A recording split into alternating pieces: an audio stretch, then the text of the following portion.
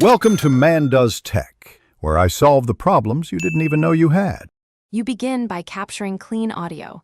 This matters because the transcription quality depends on signal-to-noise. Connect your microphone, set 44, 1 or 48 kHz, and save as WAV or high bitrate MP3. Next, pick a transcription path, local model for privacy, cloud API for accuracy and scaling, or an integrated app for speed. Once done, split long files into labeled segments and generate a noise profile to improve recognition accuracy before feeding audio into the engine. Now run the transcription pipeline while explaining why each step matters. First, set the language, punctuation, and speaker diarization options. These control model behavior and output usefulness. Then decide streaming versus batch upload.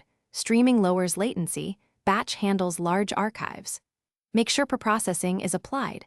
Normalize levels so quieter speech isn't lost, trim long silences to speed up processing, and run noise reduction to lower errors. Monitor system load, or API quotas, and adjust chunk sizes to avoid throttling or timeouts.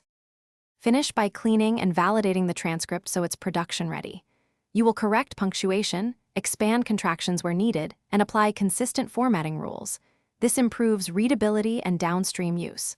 Verify speaker labels and timestamps for synchronization, then export to SRT, TXT, or JSON depending on targets.